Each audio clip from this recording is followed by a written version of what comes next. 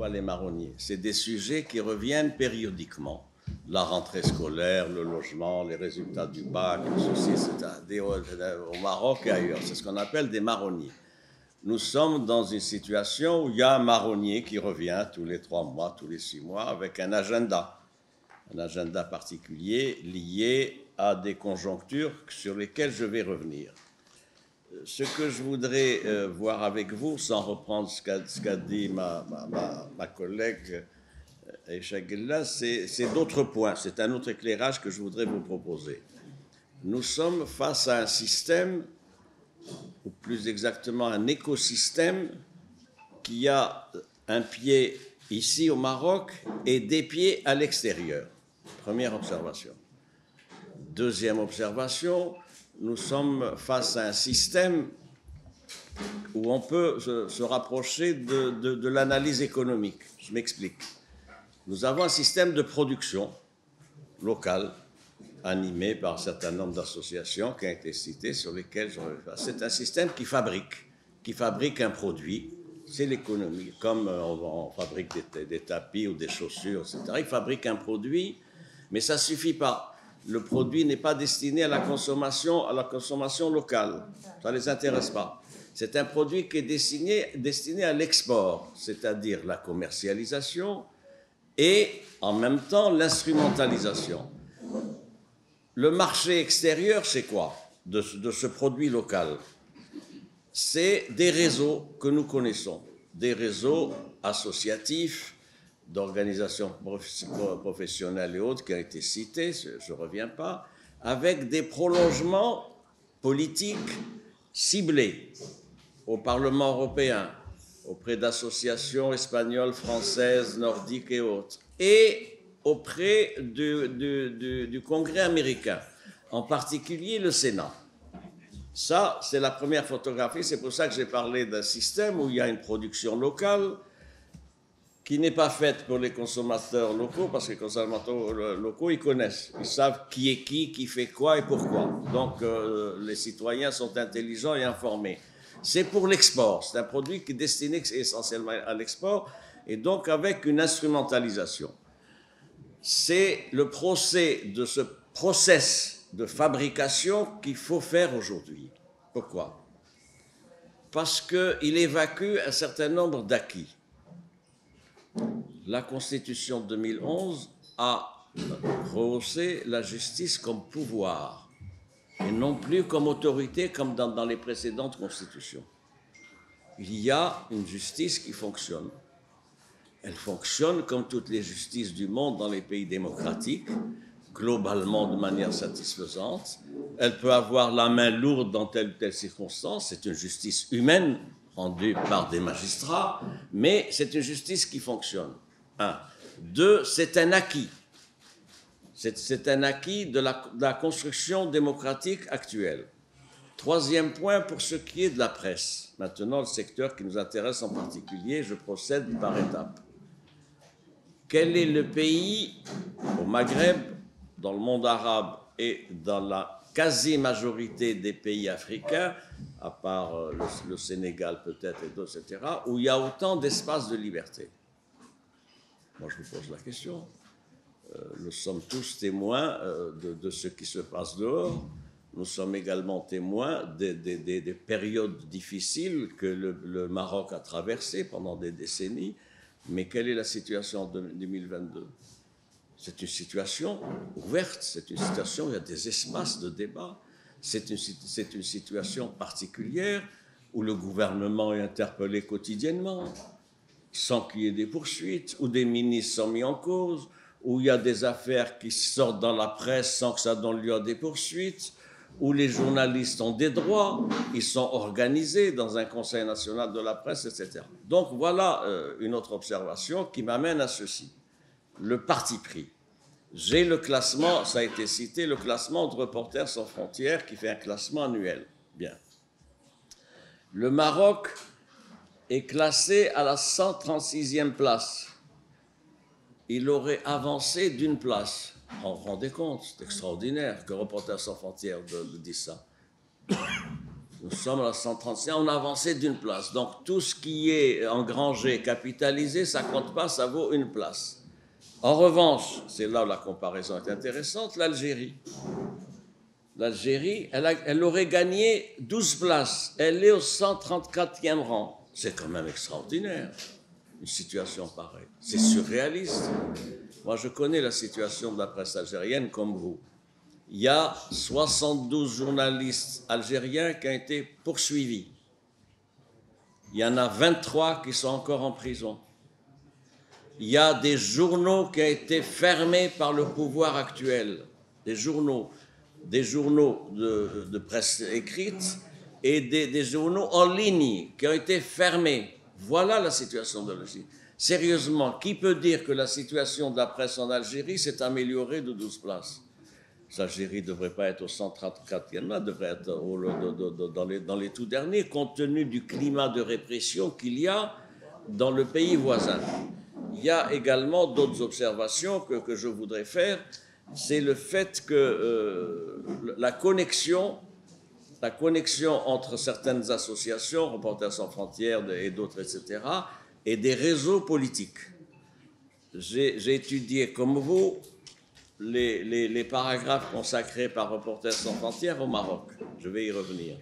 C'est du papier collé dans le rapport, dans la résolution américaine présentée par un certain nombre de sénateurs.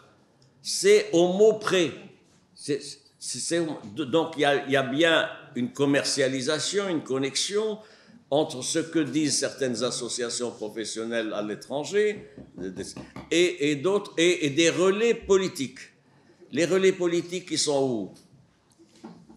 En l'espèce, aujourd'hui, on parle de projet de résolution de quelques sénateurs américains, 2 républicains, si j'ai bonne mémoire, et les autres démocrates.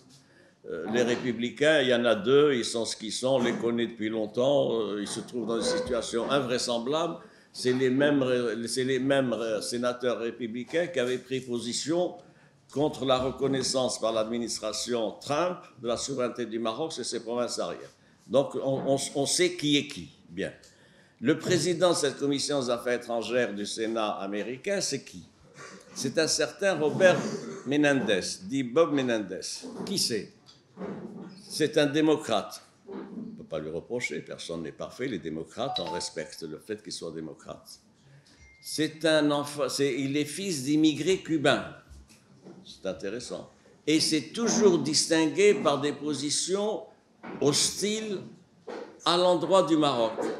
On retrouve sa signature et d'autres signatures des mêmes sénateurs américains à propos de positions, je l'ai dit, hostiles au Maroc. Ce sont les mêmes réseaux, les mêmes contacts qui, de manière continue, multiplient donc les déclarations hostiles au Maroc et hostiles à la marocanité des provinces sahariennes. C'est les mêmes réseaux qui ont des accointances, ça a été dit tout à l'heure, avec les réseaux professionnels que j'ai cités, etc. Et c'est quand même intéressant. C'est quand même intéressant qu'il y ait ce séquençage de ce type d'informations. Ce sont les mêmes dehors, mais alimentés et nourris par le réseau local que j'ai cité, qui sont hostiles aux positions marocaines. Ce sont les mêmes qui, pendant des décennies, ont répété et fait référence au peuple et on fait référence au peuple sahraoui. Il faut avoir de la mémoire. Moi, j'ai un peu de mémoire. C'est des choses que j'ai suivies depuis décennies. C'est la même mouvance qui, dans les procès de 77 à Casablanca et ailleurs, etc., soutenait l'indépendance du peuple sahraoui. Et vous remarquez ces associations auxquelles a fait référence ma consoeur tout à l'heure. Ce sont des associations pour qui la marocanité du Sahara est relative et sujette à caution. Eh oui, mais il y a des prises de position, il y a des déclarations. Donc nous avons affaire, j'allais dire, à une 5e colonne, mais c'est trop d'honneur, nous avons affaire à une mouvance que nous connaissons, qui a le droit de s'exprimer, mais sans porter atteinte aux fondamentaux. parce que s'il y a quelque chose de fondamental et de ligne rouge, c'est bien des fondamentaux, parmi lesquels l'islam, la monarchie, l'intégrité territoriale, l'unité nationale. Ça, c'est le bloc qui n'est pas négociable, c'est le bloc d'adhésion de tous les Marocains. Donc, nous sommes bien face à une relance d'une campagne périodique portant atteinte à des fondamentaux, notamment la question du Sahara. En l'espèce, qu'est-ce qu'ils ont fait? Ils ont laissé de côté tout ça et ils rebondissent sur quoi? Ils rebondissent sur 3 noms de journalistes qui ont fait l'objet de mesures de condamnation. Je ne peux pas me prononcer sur les condamnations parce qu'elles ont autorité de choses jugées et je suis professeur de droit et avocat, je suis astreint à une obligation de réserve. Que la justice ait eu la main lourde, je le pense. Je le pense, je l'ai dit, je le dis. Mais la justice a fonctionné. Toutes les voies de recours ont été utilisées. C'est des procès que nous avons suivis de chacun à sa manière, etc., avec tous les incidents de procédure des avocats de la défense, la multiplication des provocations, les atteintes au respect dû aux magistrats, ça a été dit quand même, il faut le rappeler, mais toutes les voies de recours et toutes les procédures ont été utilisées. Donc il y a quelque chose qui pose problème, c'est-à-dire qu'il y a maintenant une focalisation et une cristallisation de leur discours d'avant sur la situation de 3 journalistes qui ont fait l'objet de condamnation. Ces 3 journalistes ont été poursuivis sur quoi? Pour quel motif ils ont été poursuivis? Non pas pour des atteintes, parce qu'ils n'avaient pas respecté les droits, l'indépendance de la justice, etc. Ils ont été poursuivis sur des faits délictueux ou criminels prévus par le Code pénal, avec le respect des procédures prévues par la loi à cet effet, c'est-à-dire la procédure pénale. Il s'agit donc d'affaires intéressant des violences faites aux femmes pour 2 cas d'entre eux. Le 3e cas est un cas différent. C'est un cas de détournement de fonds publics. Eh oui, de détournement de fonds publics. Personne ne le dit dans les communiqués des associations professionnelles. Il y a un condamné, je ne donnerai pas son nom, qui a été poursuivi pour réception d'argent étranger, notamment américain et autres. C'est des millions de dirhams. C'est pas. Ce n'est pas un journaliste. Ouais, non, j'y venais. Donc c'est une affaire crapuleuse. Et oui, il faut rappeler tout ça. Le 3e, il n'est pas poursuivi parce qu'il est journaliste. Il est poursuivi par le fait d'avoir utilisé de l'argent public étranger, d'avoir violé les principes même de son association, et ça a conduit à un enrichissement personnel. Il y a un dossier. Il y a un dossier qui a été fait, il y a une enquête très minutieuse qui a été faite par la BNPJ, transmise au parquet, qui a instruit. Vous savez, nous avons d'excellents magistrats parquetiers qui sont très sérieux. Ce n'est pas parce qu'ils ont été nos étudiants, c'est parce qu'ils sont attachés aux exigences de leur métier. Et il y a des faits, il y a des titres fonciers, il y a des relevés bancaires, etc. Donc ce n'est pas quelqu'un qu'on a ramassé dans la rue en disant « Ah, toi, tu as fait quelque chose, AGNA, etc. » Donc il y a des faits. Donc, ce qui est intéressant, c'est l'amalgame qui est fait entre 2 journalistes et le 3e qui n'est pas un journaliste. C'est ça qu'il faut démonter et il faut déconstruire ce qui est mis en avant par ces associations professionnelles. Il y a également un autre fait qu'il faut relever, c'est qu'il faut que nous soyons réactifs. Il faut que nous soyons réactifs. Je félicite l'association ici présente pour sa réactivité. C'est-à-dire qu'il nous faut rendre coup pour coup. Il nous faut, on n'est pas là pour, c'est pas un schéma de violence, c'est un schéma de communication. Il faut expliquer à chaque fois quels sont les tenants et les aboutissants des dossiers invoqués par un certain nombre d'associations professionnelles. Et il faut porter notre parole chez eux. Il faut expliquer il faut faire du lobbying, il faut faire de la communication. Nous avons des réseaux d'influence, de contacts à l'étranger, il faut qu'ils soient informés de tous ces éléments-là. Ce que je veux dire par là, c'est que nous avons affaire à une mauvaise foi caractérisée et à une politique insidieuse qui ne s'arrêtera pas. Et donc, il nous faut de la mobilisation, il nous faut de la vigilance et de la veille pour porter quoi? Pour porter nos messages. C'est quoi le message? Ces messages de que nous sommes dans une construction démocratique. Elle n'est pas parfaite. Il y a des avancées, il y a des problèmes, il y a des reculs, mais il y a une dynamique qui est en marche. C'est ça qui est important. C'est d'ailleurs salué à l'international. C'est salué aussi bien par l'Union européenne que même les Américains et d'autres cercles, etc. Il n'y a que ces petits réseaux activistes qui disposent de moyens de communication, qui disposent de relais et qui se présentent en voulant nous terroriser. C'est-à-dire que pour eux, nous n'avons pas droit à la parole. C'est eux qui sont dépositaires de la vérité. Et donc, pour eux, ce qu'on peut dire n'est pas recevable. Alors, bien au contraire, il faut qu'on aille plus loin en faisant une opération de déconstruction de leur argumentaire, point par point. Ça a été fait par l'association, dossier par dossier, et en disant où nous en sommes, ce que nous voulons et ce que nous voulons faire. Il faut leur dire, pour finir ceci, nous avons une ambition, qui est une ambition de règne, une ambition d'un projet de société, c'est-à-dire quoi? C'est un Maroc démocratique.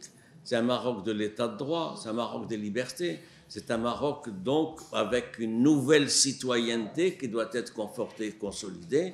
Ils sont en dehors de notre champ, mais pour autant, on ne les laissera pas tranquilles, on continuera à les interpeller point par point, pas à pas, pour mettre à nu ce qu'ils sont en vérité, c'est-à-dire des officines. Ce sont des officines liées à des réseaux que nous connaissons, qui n'ont d'autre but finalement que de porter atteinte à l'image du Maroc, aux principes consacrés par la Constitution, et qui veulent simplement continuer ceci. J'ajoute un dernier point, c'est un fonds de commerce. J'ai parlé tout à l'heure d'un schéma économique, production, commercialisation, c'est un fonds de commerce.